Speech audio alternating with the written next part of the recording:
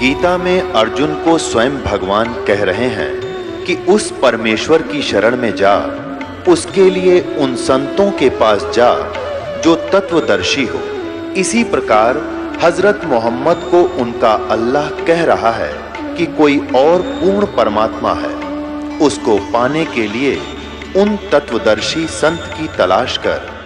वो प्रभु कौन है, ये जानने के लिए कृपया अवश्य सुनिए जगत गुरु तत्वदर्शी संत रामपाल जी महाराज के अमृत वचन। सत्संग स्थल पर शांति पूर्वक विराजमान होकर के श्रद्धा से सत्संग सुने। सत सही सतगुरुदेव की जय। बंदी छोड़ कबीर परमेश्वर जी की जय।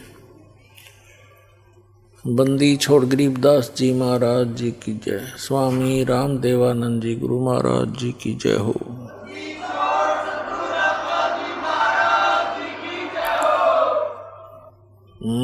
गरीब नमो नमो सतपुरुष को नमस्कार। गुरु की नहीं सुर नर मुनि जन साधुआं संतों सर्वस दी नहीं। सतगुरु साहेब संत सब डंडो तुम प्रणाम। आगे पीछे मध हुए तिनको जा कुर्बान। नराकार निर्विषम काल जाल व्यंजनम निर्लेपम निज निर्गुणम अकल अनुबेशोन्दनम। सोहम सुरति समाप्तम सकल समाना निर्तलय उज्ज्वल हिरंबर हरदमम बेपरवा अथा है वार पार नहीं मद्दतम। गरीब जो सुमर सिद्ध होई गणनायक गलता ना करो अनुग्रह सोई। पारस पद परवाना आदि गणेश मनाऊं गणनायक देवन देवा। चरण कमल लो लाऊं आदंत करूं सेवा। परम शक्ति संगीतम हृदय सिद्धि दाता सोई। अवगत गुण अतीतम सतपुरुष निर्मोही। जगदम्बा जगदीशम मंगल रूप मुरारी। तन मन अर्पों शीसम भक्ति मुक्ति भंडारी। सुर नर मुनि जन ध्यावे ब्रह्मा विष्णु महेशा। शेष सहस मुख गावे पूजय आदि गणेशा। इंद्र कुबेर सरीखा वरुण धर्म राय धामे। समर्थ जीवन जी का मन इच्छा फल पावे। 33 कोटि आधारा ध्यावे शेष 88। उतरे बहुत जल पारा कट है यम की फांसी। 33 कोटि आधारा ध्यावे शेष 88। उतरे बहुत जल पारा कट है यम की फांसी। कर जोरूं विनती करूं धरूं चरण पर शीश। गुरु जी राम देवानंद जी महाराज ने दियो नाम बख्शीश। कोटि कोटि सिजदा करूं कोटि कोटि प्रणाम। चरण कमल में राखियो मैं बंदी जाम गुलाम। मुकुता हूँ गुरुदेव का रामपाल दास का नाम। गले प्रेम की जेवड़ी जाखें चोवा जाऊं मैं। तो करो तो बावड़ू दूर दूर करो तो जाऊं। ज्यों राखो त्यों ही रहूं जो देवो सो खाऊं। जय इब के सतगुरु मिले सब दुख आँखों रोए। चरणों ऊपर शीस धरूं कहूँ जो कहनी वो। कबीर साईं मिलेंगे पूछेंगे कुशलात, आदि अंत की सब कहूँ अपने दिल की बात। गुरु जी तुम ना भूलियो चाहे लाख लोग मिल जाही, हम जैसे तुमको बहुत हैं तुमसे हमको नहीं।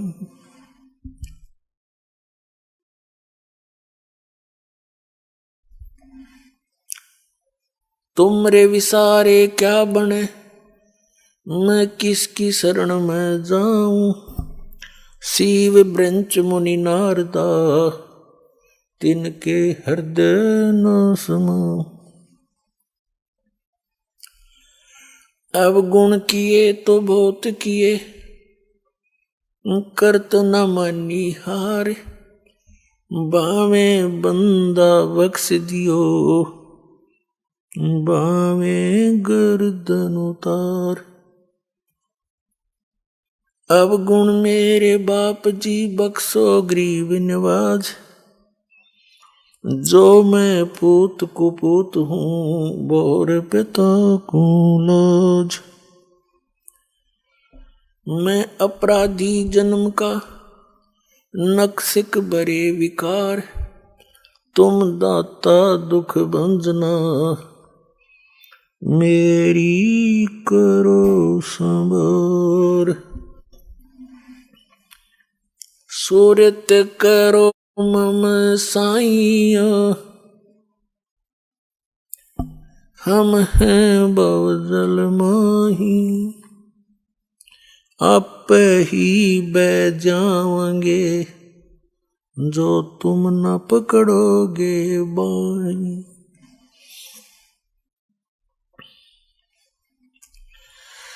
बंदी छोड़ दयाल जी तुम तक हमारी दौड़, जैसे काग जहाज का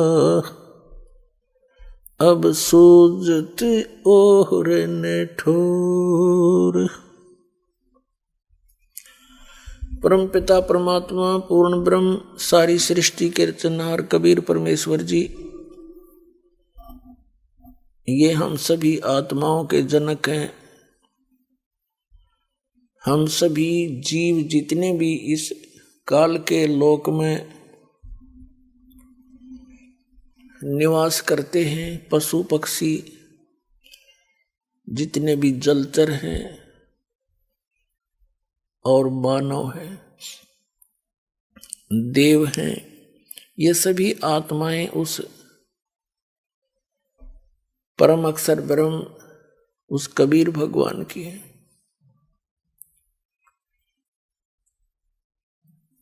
वो कबीर परमात्मा कौन है? जिनके गुण वेद भी गाते हैं, जिनकी महिमा कुरान शरीफ भी बतलाती है, जिनकी महिमा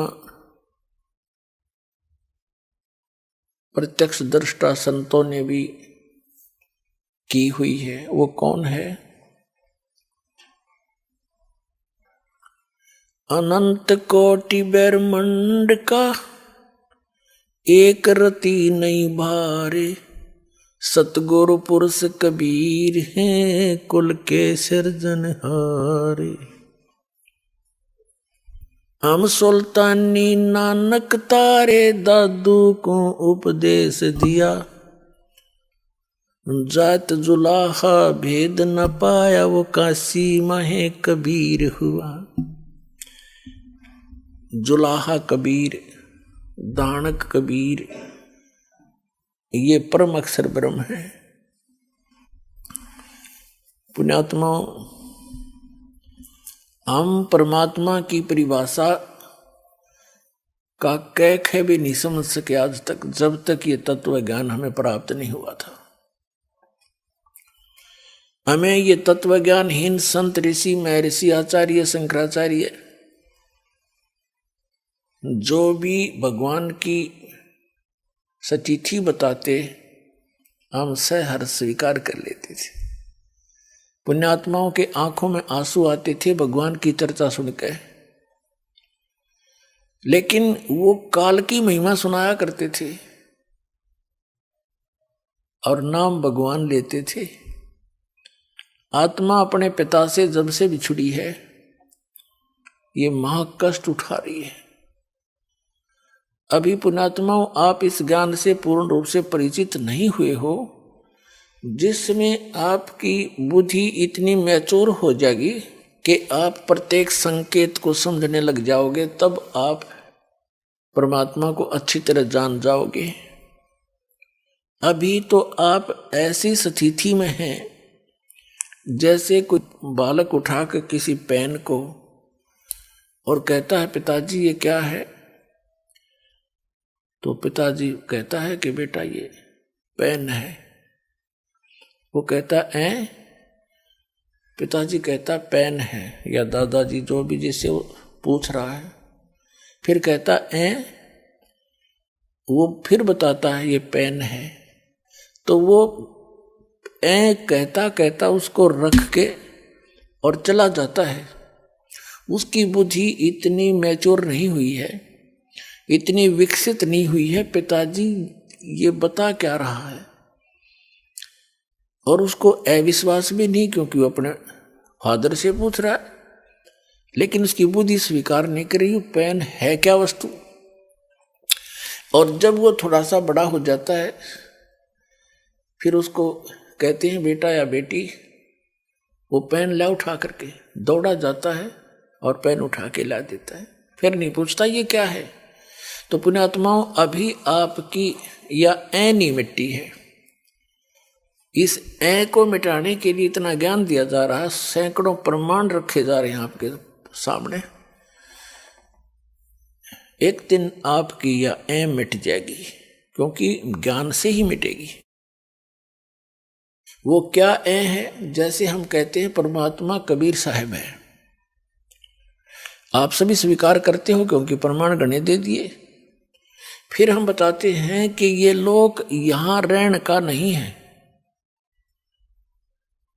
और ये परिवार जिसको आप मानते हो आपका नहीं है। ये परमात्मा के बच्चे आपके संस्कारवश जुड़े हुए हैं, और जो संपत्ति, जो घर मकान कोठी बंगले तुम बनाए बैठे हो, ये आपके नहीं है। लेकिन आप अस्वीकार भी नहीं करते। दास बोल रहा है क्योंकि आप मेरे शब्द के बच्चे हो, जिसे नाद के कहते हैं,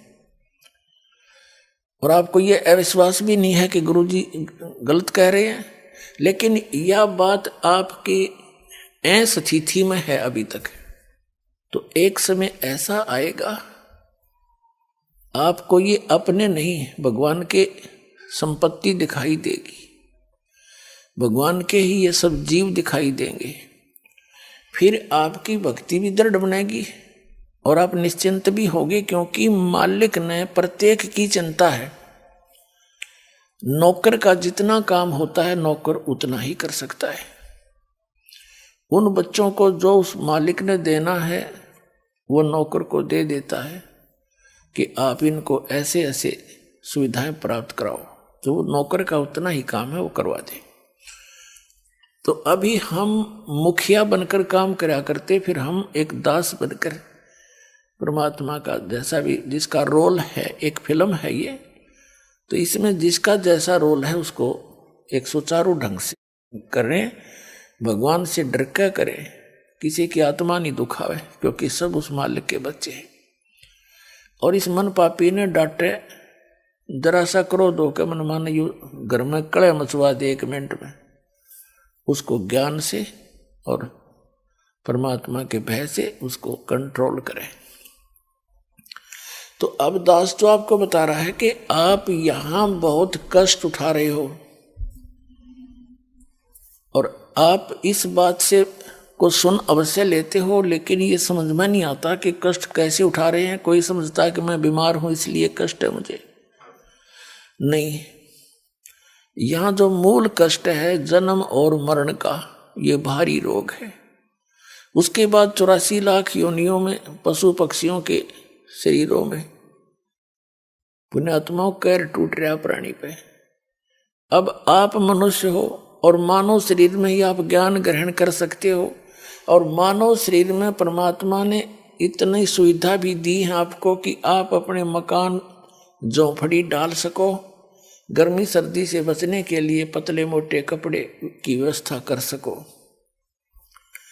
आप उसको छोड़कर आप भक्ति मार्ग से दूर होकर केवल यहाँ की संपत्ति जोड़न में और यहाँ कोठी बंगले बना के एक फोकट में मां बनाने की ओर सी लगा लिया आपने, जो आपकी भारी भूल है। इस भूल को हटाने के लिए परमात्मा आए, पूर्ण ब्रह्म, अनंत कोट ब्रह्मांड के पालक, और एक झोंपड़ी में जुल्हा बन के हाथ से काम करके कपड़ा बुनकर एक लीला करके दिखाई कि यदि तुमने भक्ति में सफल होना है, अपनी इन मनोकामनाओं को, इच्छाओं को सीमित करना पड़ेगा। समाज को देखकर आप भक्ति मार्ग पर नहीं चल सकते। ये दूसरी बात है कि आप जैसी भक्ति करोगे वैसा फल तो आपको मिलता ही रहेगा, लेकिन मोक्ष प्राप्ति के लिए आपने अपनी सभी परंपराओं को, जो हमने स्वयं बनाकर अपने पैरों में बेड़ी डाल ली, उनको समाप्त करना पड़ेगा। पैसों की आवश्यकता किस लिए पड़ती है?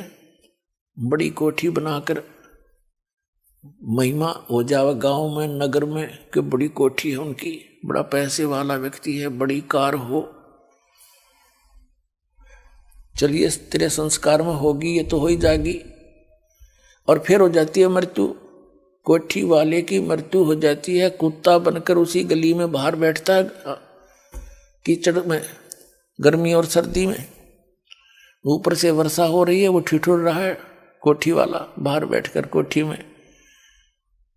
कोई अन्य ही प्राणी जो परमात्मा के बच्चे हैं वो भी निवास कर रहे हैं।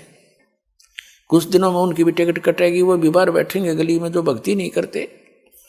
तो ये जो दुर्गति और भविष्य में होने वाले कष्ट आपका हरदम चित्त में रहने लग जाएंगे, फिर आप भक्ति कर सकते हो। ये जो दास आपको बता रहा है, क्योंकि सत्संग जो है एक ऐसा सामूहिक शिक्षा स्थल है जिसमें पहली कक्षा के बच्चों के लिए भी कुछ ज्ञान बताया जाता है, दूसरी के भी, तीसरी के भी, मैट्रिक वालों को, 10वीं कक्षा वालों को, बीए वालों को, एमए वालों को, यानी अंतिम पढ़ाई वालों को भी हिंट दिए जाते हैं। सामूहिक सत्संग के अंदर सबको ज्ञान दिया जाता है और आपको बताया जा रहा है कि आप यहाँ के वासी नहीं हो, आप सतलोक में रहा करते थे और वहां आपकी मृत्यु नहीं होती थी, वृद्धावस्था नहीं थी, कोई रोग शरीर में नहीं था।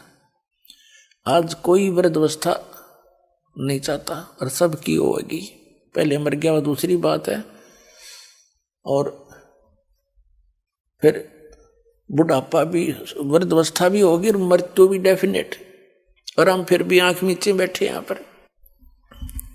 तो अभी तक तो हमें इसका विकल्प नहीं था, अब परमात्मा ने विकल्प बता दिया कि जब तक इस शरीर में रहो, वो आपका मकान जो भी सीमित सा बना कर रखो, ज्यादा बड़े की आवश्यकता नहीं। जैसा भी आपके संस्कार में कोई बड़ा भी बन गया है तो कोई प्रॉब्लम नहीं है।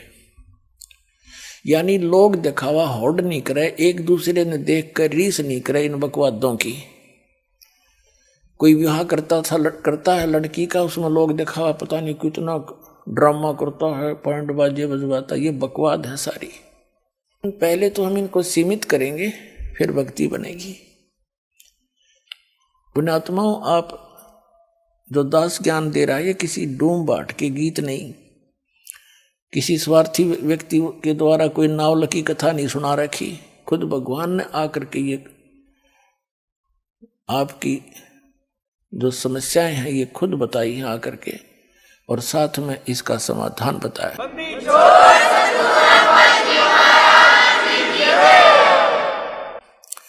और आप जी ने बहुत दिन हो गए यहाँ कष्ट उठाते ने। अब परमात्मा कबीर जी आपके पिता हैं, सभी हम सब के, और आपके दुख को देखकर वो स्वयं दुखी रहते हैं। आपने गलती अवश्य कर दी, और जैसे एक सेब खराब हो जाती है, सेब विक्रेता को वो सेब बहुत प्यारी होती है, उसको पता है कितनी कीमती है, लेकिन खराब होने के बाद उसके पास कोई विकल्प नहीं है, उसको बाहर फेंकना ही पड़ता है। तो पुण्यात्माओं, हम उस सतलोक में रहने के लायक रहे नहीं थे, इसलिए परमात्मा ने हमें बाहर फेंकना पड़ा कि ये औरों को खराब ना करते हैं। तो अब वो कितने दयालु हैं कि शायद इनकी बुद्धि ठिकाने आ गई हो, इतने कष्ट उठा करके अब मान जा मैं अब भी सीने के लगाकर सतलोक ले जाऊंगा अपने बच्चों को, वहां कभी दुख नहीं होगा, कभी मृत्यु नहीं होगी। तो इसके लिए बताते हैं, यहां जो परमात्मा स्वयं आए थे, एक झोपड़ी में रहा करते, घास फूस की छात बना के, लकड़ों के टांग के, और उसमें 120 वर्ष रहे और सारी सृष्टि का पालन करते थे। वो सारी सृष्टि के पालक हमें ये दिखाने के लिए कि यदि तुमने मोक्ष चाहिए, ये बकवाद छोड़नी पड़ेगी, समाज को नहीं देखना होगा, एक दास बनकर रहना होगा। वैसे तो भक्ति के लिए चाहे सेठ भी है, भक्ति वो भी कर सकता है, जैसे धर्मदास जी थे, लेकिन मर्यादा के अंदर रहकर ही भक्ति की उन्होंने। तो वो परमात्मा हमें इसलिए दिखाने आते हैं कि भाई तुम ऐसे विश्वास करके देखो जैसे परमात्मा ने एक रोल कराया।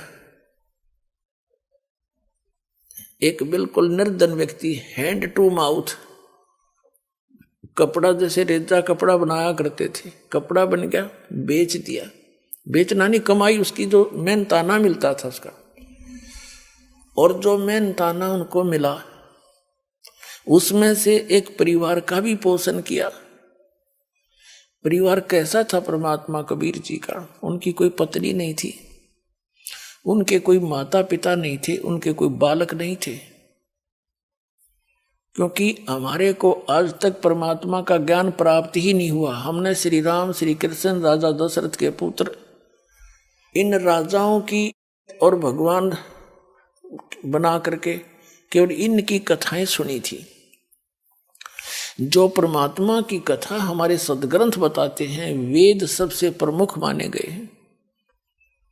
तो जो भगवान लीला करता है, जो उसके गुण हैं, वो वेदों में वर्णित है, और वो वेदों में वर्णित जो लीलाएं हैं वो केवल कबीर देव ने, कबीर साहब काशी वाले धानक जुलाए ने कर रखी है।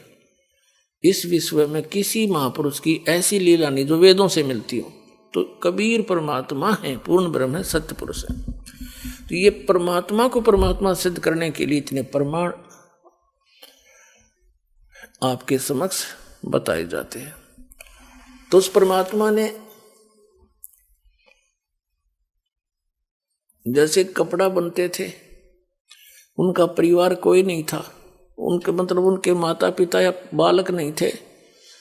नीरू नीमा नाम के एक मुसलमान निसंतान थे, पति पत्नी, और कबीर परमात्मा यानी पूर्ण ब्रह्म सत्य पुरुष सतलोक से आकर काशी शहर में लहर तारा नामक एक तालाब के ऊपर, तालाब के अंदर कमल के फूल के ऊपर एक शिशु रूप धारण करके विराजमान हुए थे।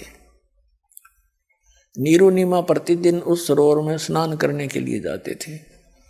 गर्मियों का मौसम था और परमात्मा को सरोवर में कमल के फूल पर पाकर वो फूले नहीं समाई घर ले आई। फिर परमात्मा ने 25 दिन तक कुछ भी आहार नहीं किया, तो दोनों बड़े चिंतित हुए। विशेषकर नीमा बहुत दुखी हुई और अंत में फैसला कर लिया कि यदि ये बालक मर गया तो मैं भी साथ मरूंगी। तब कबीर परमेश्वर बालक रूप में जो उनके घर पे निवास करते थे, उन्होंने प्रेरणा की भगवान शंकर से। भगवान शंकर अपने शिवलोक से आए साधु रूप बना के। तब नीरू और नीमा से उनकी समस्या का कारण पूछा, क्यों दुखी हो तुम? उन्होंने कारण बताया कि एक बालक मिला है। नीरू नीमा उसी जन्म में पहले एक ब्राह्मण ब्राह्मणी थे, गौरी शंकर और सरस्वती उनका नाम था। गौरी शंकर ब्राह्मण का, पुरुष का, और सरस्वती उस बहन का नाम था, उसकी पत्नी का। मुसलमानों ने उनको जबरदस्ती मुसलमान बना दिया था, जिस कारण से वो अन्य ब्राह्मणों ने समाज से निकाल दिया था। पहले उनको दक्षिणा मिलती थी, वो बंद होगी तो उन्होंने जुल्हे का कार्य शुरू कर दिया था। लेकिन वो भगवान शंकर के दृढ़ पुजारी थे। वो भले ही मुसलमान बन गए थे, लेकिन पूजा वो अपने भगवान शिव की हृदय से किया ही करते थे। वैसे तो यथार्थ ज्ञान आपको जब होगा तो हजरत मोहम्मद जी तो थे, ये भगवान शिव के लोक के एक गण थे, पुण्यात्मा थी। भगवान शिव के लोक से ही आए थे वो भी। मुसलमान धर्म टोटली भगवान शंकर के ही उस गण के द्वारा बताए गए ज्ञान पर, उनके फार्मूलों पर वो अपना भक्ति मार्ग करते हैं। तो भगवान शंकर ने आकर उनसे पूछा साधु रूप में, तब उन्होंने कारण बताया। नीमा ने कहा कि भगवान हमारे कोई संतान नहीं थी और हमारी आयु भी 60 वर्ष से ऊपर हो गई है। अभी कुछ दिन पहले मैंने हृदय से पुकार की थी अपने भगवान शंकर की, उन्होंने मुझे कमल के फूल पर एक बालक दिया है। अब ये बच्चा कुछ खा नहीं रहा, ना पी रहा है, ये मर गया तो साथ मरूंगी महात्मा जी। अब मैं इस विदाई के दुख को सहन नहीं कर सकती, ये बालक मुझे इतना प्यारा लगता है। शंकर भगवान ने कहा कि माई वो दिखा तेरा बालक कहाँ है, लाना जरा बाहर। माई लाई नीमा उठा के, सोचा बालक को महात्मा जी के चरणों में डाल दूं, ये कुछ रहम कर दे, इनका जीवन बच जाए। इस उद्देश्य से नीमा ने भगवान शंकर के चरणों में बच्चा डालना चाहा, ऐसे चरणों में रखना चाहा, ऐसे आकाश में उड़ गए भगवान, और भगवान शंकर के सिर के बराबर में आके ऐसे स्थिर हो गया हवा में। नीमा ने सोचा कि इस बाबा जी में करामात बहुत घनी, मेरा बेटा उड़ा दिया, हवा में रोक दिया। तब परमात्मा ने कहा कि हे महात्मा जी, इनसे कहो एक कंवारी बछिया ले आवे, उस कंवारी बछिया पर आप अपना हाथ रख देना आशीर्वाद का, वो दूध दिया करेगी। अब भगवान शिव ने जब देखा बालक आकाश में उड़ गया, शिव जी को तो पता था कि कोई मेरा योगदान नहीं है इसके आकाश में उड़ जाने में, और ये बोल रहा छोटा सा बालक, ये कोई महापुरुष है, सिद्ध पुरुष है। भगवान शिव ने ऐसा किया कि आओ मेरे पास, गोदी में आ गए परमात्मा, उनके हाथों में आ गए, जैसे बालक आ जाता है। फिर भी 2-3-4 बार उनसे बात करी और फिर कहा कि इनसे मैंने जो कहा वैसा करें। तब नीमा को भगवान शंकर ने कहा कि नीमा माई, ये बेटा तेरा मरने वाला नहीं है, देखो मैंने इसका हस्त रेखा देखी है, इसकी तो बहुत लंबी आयु है, ये जब तक चाहेगा शरीर नहीं छोड़ेगा, तो चिंता ना कर, ये मरेगा नहीं। नीमा ने कहा बाबा जी, महात्मा जी, इन सुखी सांत्वनाओं से मेरा दिल ना डटे, मेरी आत्मा जब मानेगी जब ये कुछ दूध पी लेगा। तो भगवान ने कहा कबीर साहब ने कि इनको कहो गाय ले आओ कंवारी। तब भगवान शंकर ने कहा जाओ एक कंवारी गाय लाओ। नीरू नीमा के पति से कहा। नीरू गया और कुम्हार से एक ताजा बर्तन लाना, मटका, पात्र, छोटा घड़ा जिसमें दूध निकाला जाया करेगा। अब नीरू गया, एक बछिया ले आया और एक छोटा सा मटका लिया छोटा सा, और छोटे छोटे बर्तन जो मुंह लगा के पीते हैं, कप टाइप मिट्टी के बना करते थे पहले, उनको हमारे यहाँ तो कसोरे बोलते हैं, मिट्टी के प्याले, वो भी ले आए।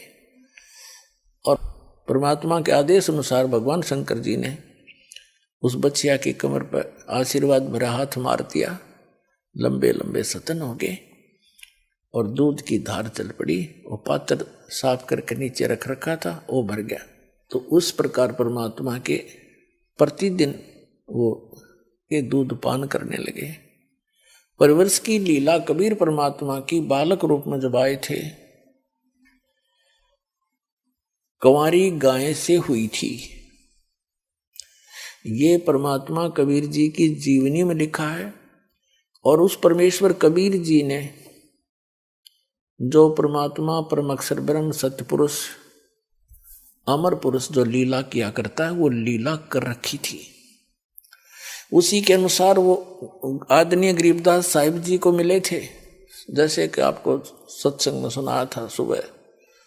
उनको सचखंड लेकर गए थे, फिर उनके अंदर पूरा ज्ञान भर दिया था भूत और भविष्य का।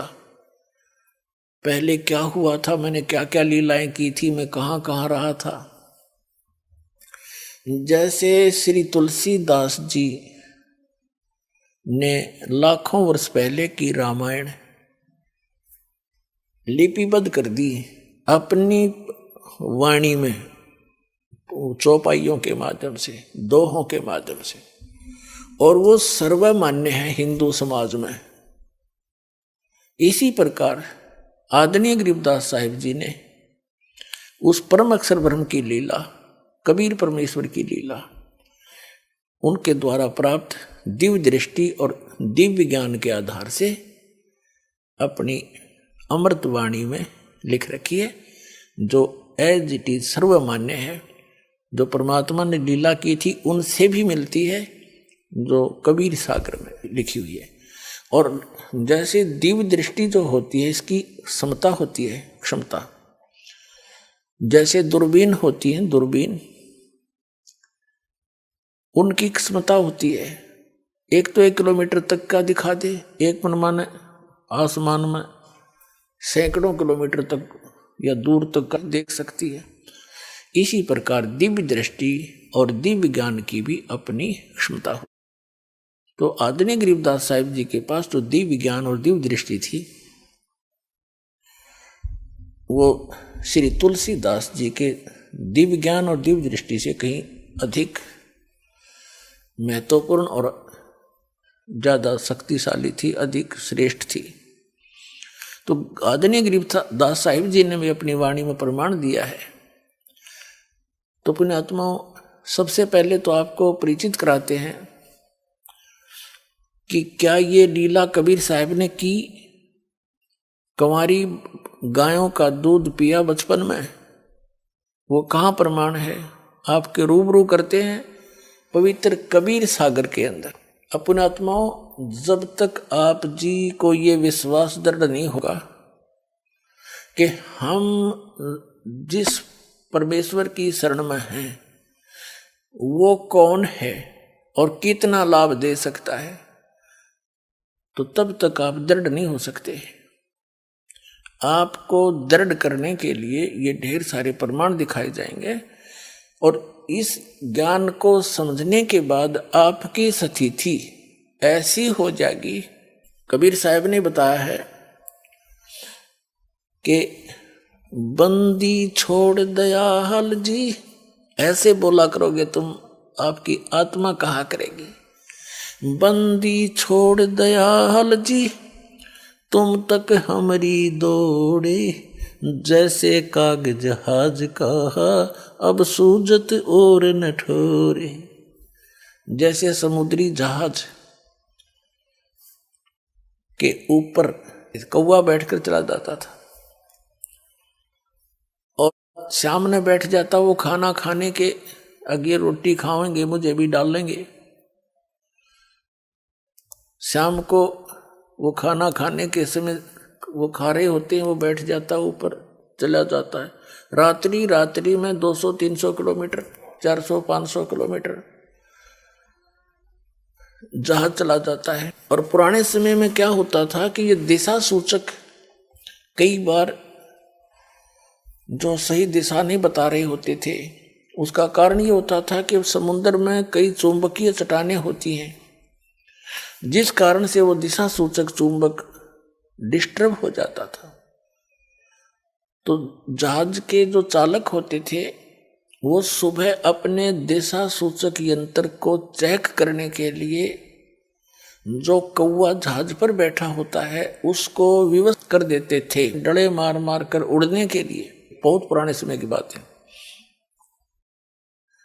और कौवे के अंदर एक विशेषता दी है परमात्मा ने कि वो उस दिशा को कभी नहीं भूलता जिस दिशा से वो चला था, पूर्व से चला था या पश्चिम से चला था या दक्षिण से चला था।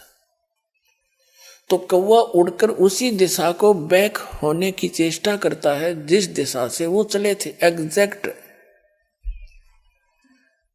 तो उधर से कौवे की जो दिशा देख करके अपनी दिशा को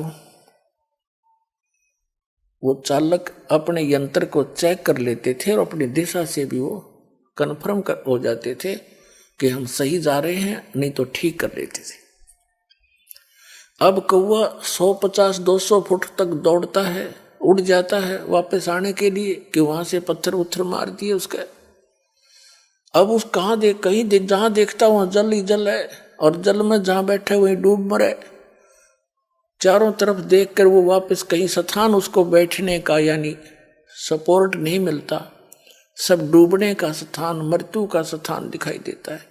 तो वापस आकर के वो जहाज पर ही शरण लेता है और फिर वो चालक उसको कुछ नहीं कहते। तो जिस प्रकार उस जहाज के कौवे को उस जहाज के अतिरिक्त अपनी जीवन रक्षा का स्थान कहीं नजर नहीं आया और वापस में वो जहाज ही आकर ग्रहण किया, जहाज में बैठा और सारा डूब मरण का था।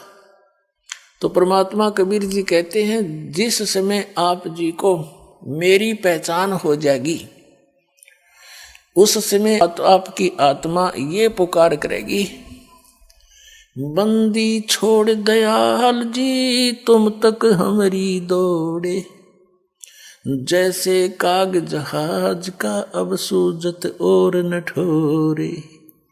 और ठिकाना पृथ्वी पर आपने दिखाई नहीं देगा इस सतलोक आश्रम वाला के अतिरिक्त।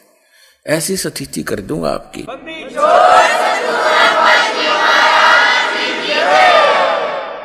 अब आपको प्रमाणित करते हैं कि 600 वर्ष पहले भगवान आए थे,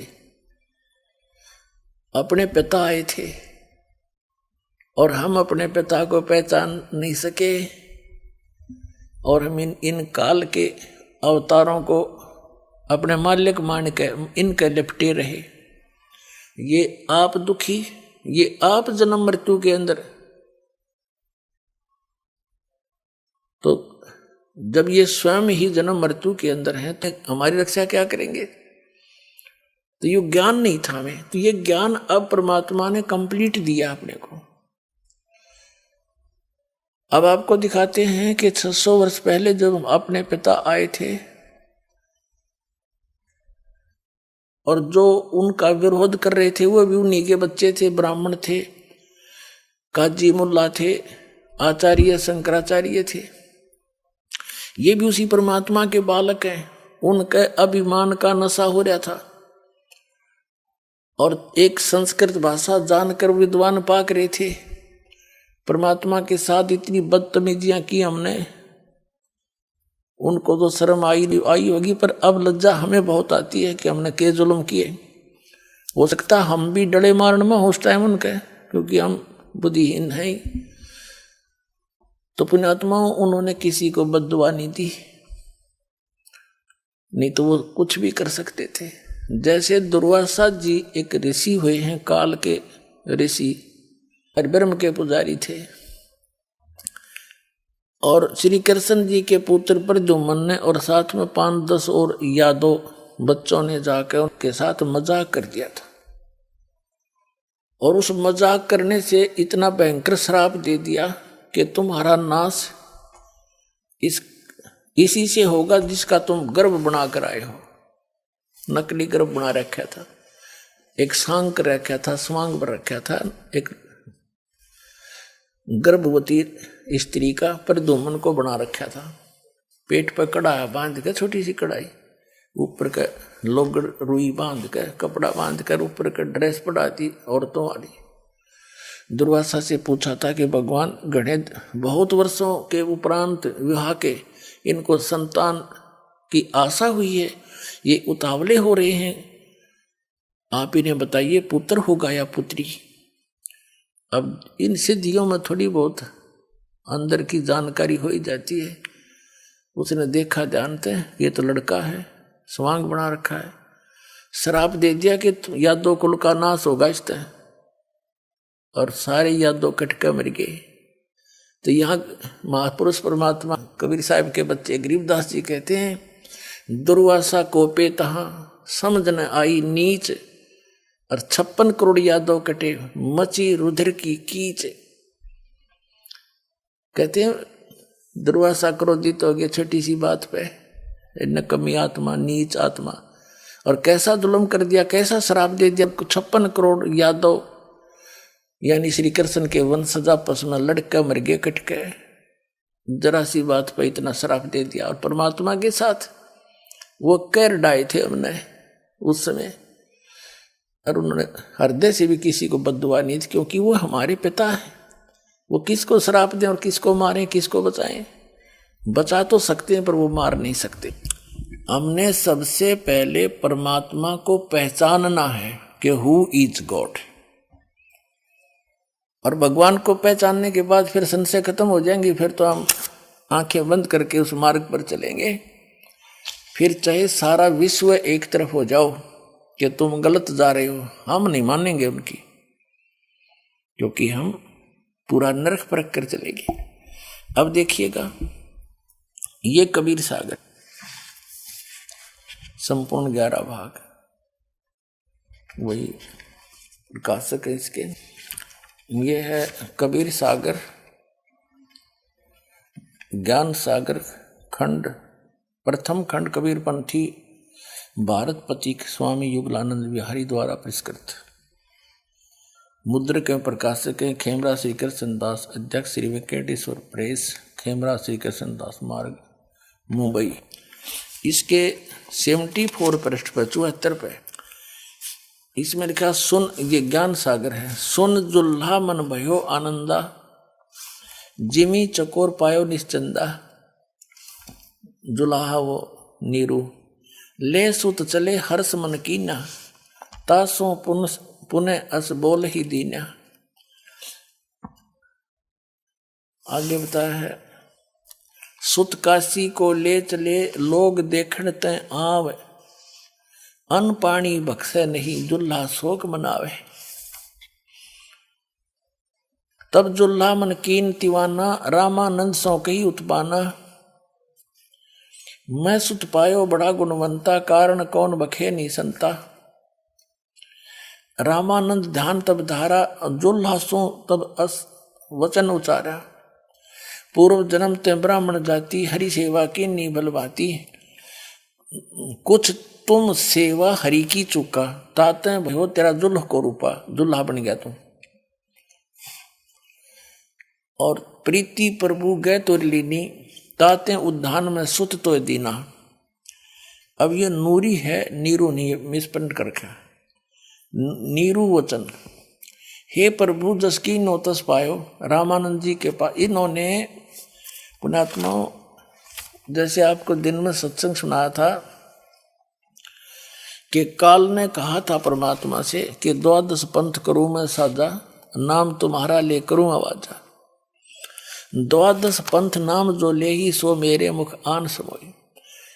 काल ने कहा था कि कबीर नाम तय, आपके जाने के बाद कबीर नाम से 12 नकली पंथ चलाऊंगा कबीर पंथियां के, और अनेक पंथ चलाऊं उस न्यारे, जैसे राधा स्वामी, धन धन सदगुरु, जय गुरुदेव, और ये दोनों दाड़े, ये सारे निरंकारी निरंकुरी, ये सारे उसी अन्य पंथों में से हैं। तो उसमें क्या कहा था कि उन 12 पंथों में जो कबीर पंथ में आएंगे वो जैसे जिनसे वो पंथ चले हैं, जैसे गरीबदास जी हैं, ये तो पुण्यात्मा थे, लेकिन आगे उसके अनुयायी जो थे वो उस ज्ञान से परिचित न होने से अपने ही मते पर अड़े रहे। ऐसे ही अन्य संतों की समझो। तो उन्होंने जो कबीर पंथी थे, गरीबदास जी से पहले जो 11 पंथी थे, 11 पंथों के मुखिया थे, वो समझ नहीं सके भगवान को, और उन्होंने परमात्मा की इस वाणी में कुछ उनके आने वाले अनुयायियों ने उसमें अपनी बुद्धि अनुसार कुछ परिवर्तन कर दिया। जैसे आप जी को दास ने कथा सुनाई अभी कि परमात्मा जब बालक रूप में आए थे तो 25 दिन कुछ खाया पिया नहीं। उस समय प्रेरणा करी थी शिव भगवान से, वो शिव मंडल से आए, क्योंकि ये 3 लोक के ये यहाँ के प्रबंधक हैं, लेकिन ये देते हैं वर्कडन, जैसा कर्म किया वैसा ही फल मिलेगा। और ये सब कर रहे हैं उस परमात्मा के ही आदेश तय, क्योंकि गीता अध्याय नंबर 15 के श्लोक नंबर 16-17 में स्पष्ट किया है, 3 पुरुष बताए हैं, सरपुरुष, अक्षर पुरुष। ये तो इनके अंतर्गत जितने प्राणी हैं वो भी नाशवान और ये भी नाशवान। उत्तम पुरुष है तो अन्य 17वें श्लोक में कहा, 15वें अध्याय में। और परमात्मा अति उदारत है, यह लोक चर्यम आविश्य विवर्ती अवैश्वर है, जो तीनों लोकों में प्रवेश करके सबका धारण पोषण करता है, वो है सबका मालिक। जैसे संसार रूपी उल्टे लटके हुए वृक्ष की जो मूल हैं वो सबका पूरे वृक्ष की धारण पोषण करता है, तो मूल रूप सारे संसार की जड़ पूर्ण परमात्मा कबीर जी हैं, वो परम अक्षर परम है। तो सबका जैसा यथा उनका आवश्यकता उनको देने वाला संस्कार वश वही है, लेकिन ये प्रबंधक हैं यहाँ के। आपको पवित्र बाइबल में भी प्रमाणित किया था कि यही 3 जो देवता हैं, फरिश्ते, यही पूरे अपने आत्मा तो वही है परमात्मा की, ये सबको संभालते हैं। तो शिव आए थे शिवपुरी से, तो गरीबदास मात जी के माध्यम से कबीर परमात्मा ने कहा था कि मैं अपनी वाणी का पुनः प्रकाश कराऊंगा। तब तक काल कबीर पंथ में घुस के काल के दूत और अपनी बुद्धि अनुसार कबीर सागर में कुछ परिवर्तन भी कर देंगे, और तो भी उसकी पुनरावृत्ति, उसकी अक्षति पूर्ति गरीबदास जी द्वारा पुनः यथार्थ ज्ञान प्रकट करवा के परमात्मा ने कराई थी। और उनके बाद क्योंकि गरीबदास जी के द्वारा भी परमात्मा ने निर्णायक ज्ञान नहीं दिया, उसमें भी ऐसे कोड वर्डों में दे रखा जो इस दास ने ही समझा है या गरीबदास ने समझा था, वो बताया नहीं किसी को। तो गरीबदास महाराज जी की जो वाणी है वो भी इस दास के ही समझ में आई है, इसी कबीर भगवान की कृपा से। तो उसको अब जो सारा कुछ अज्ञान हटाना था, अब इस दास के माध्यम से ही करवाना था भगवान ने। तो इन सब ग्रंथों को दास को समझाया कबीर परमेश्वर जी ने, और सब प्रमाण आपके रूबरू करके आपको भगवान पहचानवा दिया, पहचान बता दी कि कबीर साहब भगवान है। देखो यहाँ लिखा है, और जिनको आप जिस सत्य मानते रहे हो वहीं लिखा है। तो इससे हमें ये आसानी से समझ में आ जाएगा। तो यहाँ इन्होंने थोड़ी सी गड़बड़ी की है, तो इन्होंने कैसे लगा दिया, इनके ये तो समझ में आया नहीं वो दूत कौन था। जैसे परमात्मा ने भी बोला था कि आप तो भगवान के दूत हैं, तो इस कारण से नीरू नीमा ने वो सुन लिया था कि बच्चा बोल रहा था ये भगवान का दूत आया है। परमात्मा तो जानी जान थे कि शिव जी हैं, लेकिन वो बताना नहीं चाहते थे, ना वो अपना भेद देना चाहते थे। तो उन्होंने कबीर पंथियों ने ये सोचा कि कोई पूछेगा वो कौन था बाबा जी, संत दिखाओ तुम कैसी बात करते हो। उन्होंने रामानंद जी से जोड़ दिया कि स्वामी रामानंद जी के पास नीरू गया, जब उसके बच्चे ने जो जल पर मिला था कमल के फूल पर कुछ खाया पिया नहीं, तो रामानंद जी के पास गए।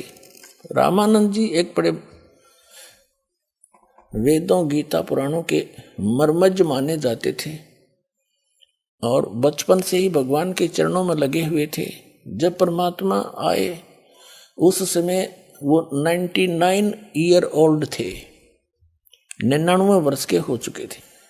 तो रामानंद जी से जोड़ दिया इन्होंने कि कोई पूछेगा तो रामानंद जी से बात करी थी। यहाँ चर्चा रामानंद जी के, लेकिन कथा जो की तो है कि कवारी गायों के दूध से मालिक की परवरिश हुई थी। ये हमने निर्णय करना है, निष्कर्ष ये निकालना। ये देखिएगा, हम पढ़ रहे हैं कबीर सागर ज्ञान सागर में 74 पृष्ठ पे। अब हम यहां आगे कि रामानंद ध्यान जब धारा जुल्हा सो एक तब वचन उचारा। हाँ, तब जुल्हा मन कीन तिवाना, रामानंद सो कई उत्पाना। मैं सुत पायो बड़ा गुणवंता, कारण कौन बखे नहीं संता। कि मुझे एक बहुत गुणवंत बच्चा मिला है, सुंदर अच्छा, लेकिन वो खा पी नहीं रहा है, संत जी क्या कारण है। रामानंद ध्यान तब धारा, जुल्हा सो तब वचन उचारा। पूर्व जन्म ते ब्राह्मण जाति, हरि सेवा की नी भली भांति। कुछ तव सेवा हरि की चूका, ताते भयो जुल्हा का रूपा। प्रीति प्रभु गए तोर लीनी, ताते उद्यान में सुतो दीना। अब नूरी नीरू कहता है, ये नूरी नहीं है, मिसप्रिंट है। हे प्रभु जस की नो तस पायो, आरत यानी संकट निवारण के अर्थ हो, आतुर आरत हो तो दर्शन आयो। सो कहिए उपाय गोसाई, बालक अक्षुदा वंश, भूखा है कुछ खाई। रामानंद युक्ति विचारा, तुम सुत कोई ज्ञानी अवतारा। तेरा पुत्र जो है ये कोई ज्ञानी अवतार है, अच्छी आत्मा है। बछिया जाही बैल नहीं लागा, सोले ठाड़ करो ते ही आगा। रामानंद जी ने कहा कि एक बछिया लिया जिसको बैल ने टच ना किया हो, अर्थात कंवारी गायें। सोले ठाड़ करो ते ही आगा, उसके वहां लाकर खड़ी कर देना। दूध चले ते थन ते, दूध ही धरो छिपाई। अक्षुदावंत जब होवे ताको ता कह देव खवाई। इसका अर्थ है कि बच्चिया ले आओ, फिर वह दूध देगी, उसको छुपा के रख लेना, भूखा हो जब खा लेगा। जुल्हा एक बच्चिया ले आवा, और चलो दूध कोई मर्म न पावा। चलो दूध जुल्हा हरसाना, राख छिपाई कहो नहीं जाना। सुन, ये तो आगे है। अब यहां कहते हैं दूध तब पीवत नाम कबीरा, और खिलत संग संत संग मत धीरा। अब कहने का भाव ये है, हमने सिर्फ इतना समझना चाहिए, हमने इतना ही पर्याप्त है कि परमात्मा जब आए, उनकी परवरिश की लीला कंवारी गायों से हुई। गरीबदास साहिब जी ने क्या कहा, अनब्यावर को दूहत है, दूध दिया तत्काल। कंवारी बच्चियां को दूहत है, आशीर्वाद दे दिया, और दूध दिया तत्काल। पीवे बालक ब्रह्म गति, तासिव भय दयाल। 7 बार चर्चा करी, बोले बालक बैन। शिव को कर मस्तक रखा, ला मोमिन एक धैनु यानी कुंवारी गाय लिया। तो हमने ये निष्कर्ष देखना है, क्योंकि सबसे ज्यादा ऑथेंटिक हमारे ये 2 ग्रंथ हैं, 3। एक तो पवित्र वेद, पवित्र हिंदू धर्म के जो पुण्यात्माएं हैं उनके लिए वेद, पवित्र 4 वेद, पवित्र 18 पुराण, पवित्र श्रीमद् भगवत गीता, ये एक अमर ग्रंथ समझ लो हमारे। इनमें जो लिखा हो भगवान की लीला लिखी है पवित्र वेदों में और पवित्र श्रीमद् भगवत गीता में, एक जैसा ज्ञान है, मिलता जुलता। पवित्र पुराण जो है वो अन्य ऋषि महर्षियों के अपने अनुभव हैं, वो यदि वेदों से नहीं मिलते हैं तो वो कच्चे ही कच्चे हैं, वो कंप्लीट नहीं है, उनके सतर का ज्ञान है। और वेद और गीता गॉड गिवन ज्ञान है, तो जो गॉड गिवन है वो सही है। और कबीर सागर में भी गॉड गिवन ज्ञान, और गरीबदास साहिब जी को समय लेकर के वापस छोड़ा, वो गॉड गिवन ज्ञान। तो इन तीनों से जब मेल खा जाएगा जो प्रकरण है वो फाइनल हो गया, तो उसमें कोई शंका नहीं रही। अब एक तो आपको पवित्र कबीर सागर में सिद्ध कर दिया कि जब कबीर साहब बालक रूप धारण करके आए थे, बछिया ताही बैल नहीं लागा, वो कुंवारी बछिया, उस बछिया के दूध से माल परमात्मा की परवरिश की लीला हुई थी। अब गरीबदास जी की वाणी भी आपको बता दी, उन्होंने परमात्मा को देखा, उनके से प्राप्त दिव्य दृष्टि से उन्होंने पूर्व की घटनाओं को लिखा, जैसे तुलसीदास जी ने श्री रामचंद्र जी की सब घटनाएं रामायण लिखी और सबको माने। और अब हम आपको दिखाते हैं वेदों में कि वेदों में परमात्मा के गुण हैं, वो कैसी लीला करता है। और आंखों देखा उन महापुरुषों ने कि हु इज गॉड, तो हमने परमात्मा को पहचानना है कि कौन है वो भगवान जो हमारे संकट को दूर कर सकता है, जन्म और मृत्यु के रोग से हमें बचा सकता है, और हमारे ऊपर इस वर्तमान के जीवन में जो भी हमारी किस्मत में, भाग्य में, प्रारब्ध में संकट लिख रखे हैं, हमारे पाप कर्मों का संयोग है, उनसे हम दुखी हैं, उनको कौन नाश कर सकता है, कौन उनसे दुखों से बचा सकता है, और कौन हमें यहाँ काल के जाल से निकाल सकता है। तो वो केवल एक ही परमात्मा है, कबीर परमात्मा, जिसको हम सतपुरुष भी कहते हैं, और उसको परम अक्षर ब्रह्म भी कहा है गीता जी में, और उसको अकाल मूर्त सब स्वरूपी राम, सत्य पुरुष को, सतपुरुष को, ये कबीर परमेश्वर जी की ही उपमात्मक उपाधि के नाम है। जैसे अपने भारत या अपने देश के प्रधानमंत्री जी का शरीर का नाम तो कुछ भी होता है, लेकिन प्रधानमंत्री उनका रैंक का नाम होता, पद का। ऐसे ही परम अक्षर ब्रह्म, सत्य पुरुष, अकाल मूर्त और ये पूर्ण ब्रह्म, ये कबीर साहब के उपमा के नाम है, पदवी के, और स्वयं का उनका नाम अल्लाह अकबर कबीर देव है।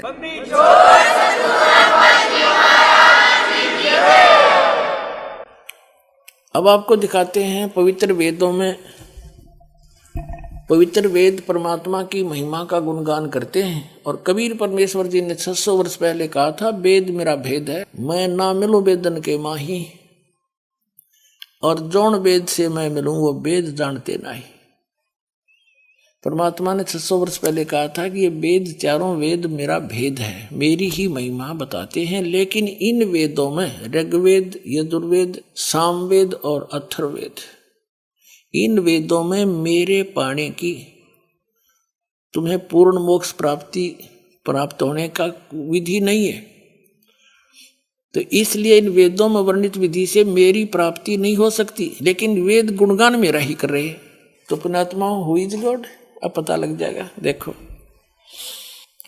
ये ऋग्वेद है, मंडल 9 और 10 इकट्ठा ही अनुवादित है।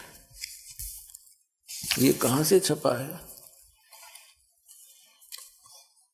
सार्वदेशी कार्य प्रतिनिधि सभा, महर्षि दयानंद भवन, रामलीला मैदान, नई दिल्ली। और ये इसके अनुवादक हैं।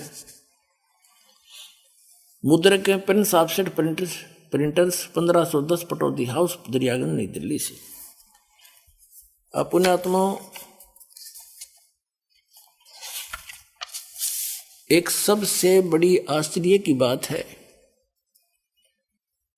कि इन वेदों के अनुवाद करता है महर्षि दयानंद सरस्वती जी के चेले और महर्षि दयानंद स्वयं। और ये सभी मानते हैं परमात्मा निराकार है, किसी एक स्थान पर नहीं रहता, वो तो सर्वव्यापक कण कण में विद्यमान है। ये तो उनका अपना अनुभव है, और वेदों को वो सत्य मानते हैं। अनुवाद भी उन्होंने कर रखा है। यदि ये दास अनुवाद करता, ऐसे ही करना था, इससे भी अच्छा करना है, लेकिन ये लोग आपको इस बात से भ्रमित कर देते कि रामपाल संस्कृत नहीं जानता इसलिए वेदों के अनुवाद करने का पता नहीं। तो ये बात आपके भी कुछ कुछ अवश्य विश्वास में आ जाती कि ये तो हो सकता है। और यही बिजली गिरी रही आज तक। जब परमात्मा आए थे कबीर जी, वो सारा ज्ञान बताया करते थे, हम ही अलख अला हैं कुतुब गोस और पीर, गरीबदास खालिक धनी हमरा नाम कबीर। ए स्वामी सृष्टा में सृष्टि हमारे तीर, दास गरीब अधर बसूं मेरा नाम कबीर। तो और कबीर साहब कहा करते, ये ब्रह्मा विष्णु महेश नासवान है, इनकी जन्म मृत्यु होती है, इनकी पूजा से तुम्हें मोक्ष नहीं हो सकता, और ये तुम्हारे भगवान देवता तुम्हारे संकट का निवारण नहीं कर सकते, ये अपना ना कर सके। श्री राम के ऊपर कितने कष्ट आए, वनवास हुआ, सीता का जी का अपहरण हुआ पत्नी का, रावण के साथ लट्ठम लट्ठा करोड़ों आदमी मर गए, वापस लाए, अग्नि परीक्षा लेकर वापस लाया सीता जी को, और फिर एक धोबी के कहने से 2 और 3 वर्ष के बाद उसको निष्कासित कर दिया कि तू मेरे काम की नहीं। बच्चे कहीं गर्भवती पत्नी को घर से निकाल देना एक बुद्धिमान व्यक्ति के काम है। भाड़ में जाए सी मर्यादा, क्या मर्यादा हुई जब स्वयं हजारों व्यक्तियों के सामने परीक्षा लेकर ले अग्नि में, यदि अग्नि में जल गई तो कलंकित है, अग्नि नहीं जलाई तो तू सोने जैसी है, निष्कलंक है। और नहीं जली थी सीता माता, और फिर भी एक धोबी के कहने थे, और उसको निकाल दिया कि मैं लोगों की जो है इन व्यंग का सामना नहीं कर सकता। कोई बात हुई या फिर क्या, किसा तो न्यायकारी राजा था और किसा वो भगवान था। तो पुण्यात्मा, और फिर श्री कृष्ण जी के देख लो, जेल में जन्म हुआ, मामा दुश्मन हो गया, कदे जरा सिंह लट सेना लेकर आया, कदे कोई काले वना चढ़ाई कर दी, और अंत कैसा हुआ श्री कृष्ण जी का, कलेजा मुंह को आ जाओ जो उनकी पढ़ कर देख लो आप। सारा परिवार उसके उनकी आंखों के आगे कटका मर गया, पोते पाते जी न देख देख के फूले नहीं समाओ थे, शांति से रह रहे थे, बड़ा मेरा खानदान चल गया, सामने कुलनाश हो गया उसका। तो परमात्मा कहा करते, जिनकी तुम पूजा करते हो ये अपने भी प्रारब्ध में परिवर्तन नहीं कर सकते, वो मैं हूं वो परमात्मा। परमात्मा कहा करते, हम ही अलखला है कुतुब गौस और पीर। ये सृष्टि सृष्टा में हम, सृष्टि हमारे तीर, दास गरीब ऊपर रहता हूं अदर बसूं ऊपर ऊर्ध्व स्थान पर, मेरा नाम कबीर, अवगत सत कबीर। तो उस समय इन संस्कृत भाषा के ज्ञाताओं ने इसी बात से हमें भगवान से दूर रखा कि कबीर साहब एक जुलाहा वर्ण में प्रगट है, और ये शिक्षा ग्रहण नहीं कर सका। ब्राह्मण ही एक वर्ण शिक्षा ग्रहण करने का अधिकारी था, संस्कृत के पढ़ने का, और नहीं पढ़ सकते थे। और वो ब्राह्मण लोग, गुरु लोग कहा करते थे, ऋषि आचार्य शंकराचार्य, के कबीर झूठा है, ये क्या जाने सदग्रंथों वेदों और पुराणों और गीता के गूढ़ रहस्यों को, और ये तो संस्कृत भाषा में लिखे। तो प्रत्येक आदमी का, उनके शिष्यों का भी ये पक्की होगी, कबीर साहब वेद नहीं जान सकते, यहीं फेल हो गए। अरे भगवान थे वो, इतना सुख दिया करते, 64 लाख से हुए थे, वैसे नहीं हुए, सबको सुख दिया था जब 64 लाख उनके चरणों में आए थे 600 वर्ष पहले। 64 लाख से ना कोई मीडिया था, ना कोई ऐसी पुस्तकें थी जो लिख के भेज दिया करते थे। तो उनको सबको आशीर्वाद दे देकर अपने शरणों में लगाए, उनको भक्ति से चार्ज किया परमात्मा ने, वाणी सुना सुना के ज्ञान दिया, उनके दुख दूर किए। तो उस दृष्टिकोण से तो वो मानने थे कि कबीर जी में कोई शक्ति है, लेकिन यह दिमाग में ना चढ़ेगी भगवान है, और जब तक भगवान नहीं मान लेंगे कबीर साहब को, हम पार नहीं हो सकते। तो अब कबीर साहब को भगवान ही सिद्ध करने के लिए दास को इतना प्रयत्न करना पड़ रहा है, इतने प्रमाण दिखाने पड़ रहे हैं। तो उस समय इनकी दाल गल गई कि कबीर साहब संस्कृत नहीं जानता, और अब भी ये यही बिजली डाल देते तो ये प्रमाण नहीं मिलते हमारे को, इन्हीं के कर कमलों से लिखवा दिए दाता ने इनकी बुद्धि पर पत्थर गिर दिया, ना यहाँ भी बिगाड़ कर देते, ना सारे ग्रंथों में नाश करे। वेदों में जगह जगह इन्होंने भट्ठा बैठा रखा है, अनुवाद सही नहीं कर रखे, लेकिन ये चंद श्लोकों में ऐसा अनुवाद करा दिया जाता है जैसा वो चाह थे कि मेरे बच्चे फिर तो पहचान ही लेंगे मुझे, फिर तो इन नकलियों के सामने कोई ऑप्शन नहीं रहेगा आपको बरगलाने का, इसलिए ये करवाया दाता ने। अब दिखाता हूं आपको। अब हम आपको दिखा रहे हैं ऋग्वेद, ये ऋग्वेद, और आपको अभी दिखाई दिया था ये कहां से प्रकाशित है और कौन इसके भाषा भाष्यकारी अनुवादक हैं और कहां से छपी है। अब देखिएगा इसके प्रथम ऋग्वेद मंडल नंबर 9 का सूक्त नंबर 1, इसके प्रथम मंत्र में परमात्मा, सोम माने परमात्मन, परमात्मा शब्द, परमात्मा की महिमा चल रही है। और फिर देखो मंत्र नंबर 2 में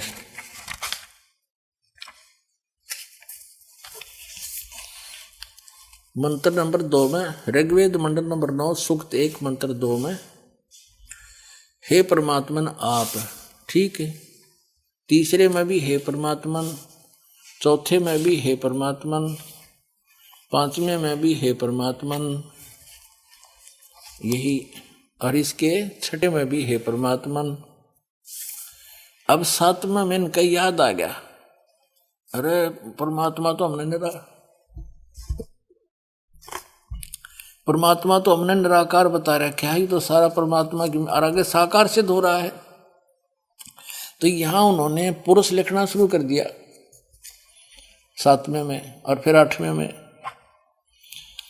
उस पुरुष को या ना लिखा, उस परमात्मा को यहां लिखना था, उस परमात्मा को उग्र गतियां प्रेरणा करती है, यानी और भासमान शरीर को वह पुरुष प्राप्त होता है।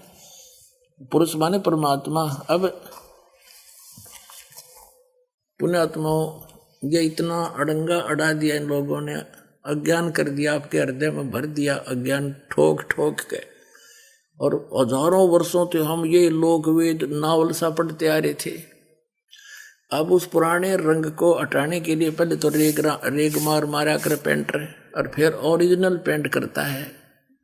तो पहले दास चाहता है कि आपके हृदय में जो अविश्वास भरा हुआ है कि कबीर भगवान नहीं हो सकता, और जिनको आप मैं ऋषि मान्या करते, जिन ग्रंथों को आप सही मानते थे, उन्हीं में से दिखाना पड़ेगा कि पुरुष माने क्या है, ये क्या मानते हैं। पुरुष माने तो सीधा ही है परमात्मा होता है। जैसे गीता जी अध्याय नंबर 15 के श्लोक 16 और 17 में 3 पुरुष हैं, एक सर पुरुष यानी सर भगवान, एक अक्षर पुरुष अक्षर भगवान, और तीसरा उनसे अन्य है उत्तम पुरुष, पुरुष कहो ब्रह्म कहो। लेकिन यहां पुरुष माने पूर्ण परमात्मा की तरफ संकेत है। एक यजुर्वेद है, और इसी आर्य समाज के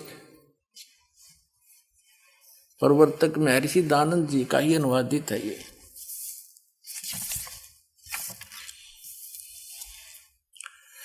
प्रकाशक ये सर्वदेशी कार्य प्रतिनिधि सभा 2/5 महर्षि दानंद भवन, रामला मैदान, नई दिल्ली से ये अनुवादक है।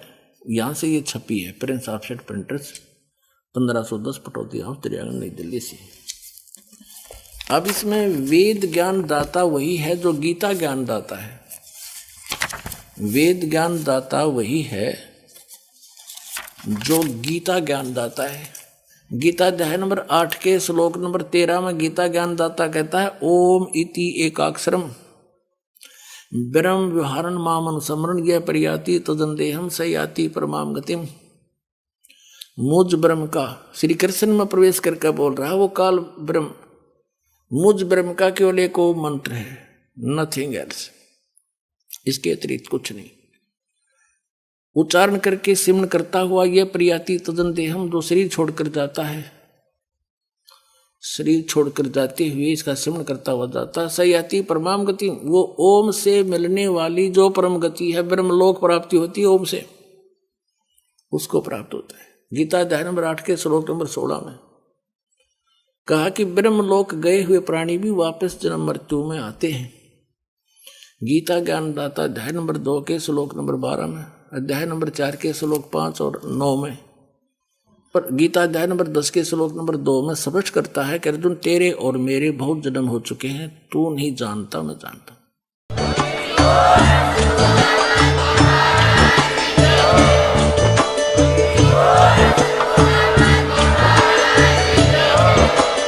आप सुन रहे थे जगत गुरु तत्वदर्शी संत रामपाल जी महाराज जी के मंगल प्रवचन। अधिक जानकारी के लिए विजिट कीजिए हमारी वेबसाइट www.jagatgururampalji.org। संत रामपाल जी महाराज जी के शुभ आशीर्वाद से पूरे विश्व भर में 500 से भी ज्यादा नाम दीक्षा केंद्र हैं, जिन पर संत रामपाल जी महाराज जी द्वारा ऑनलाइन निशुल्क नाम दीक्षा दी जा रही है। अपने नजदीकी नाम दीक्षा केंद्र का पता करने के लिए संपर्क करें 8222880541।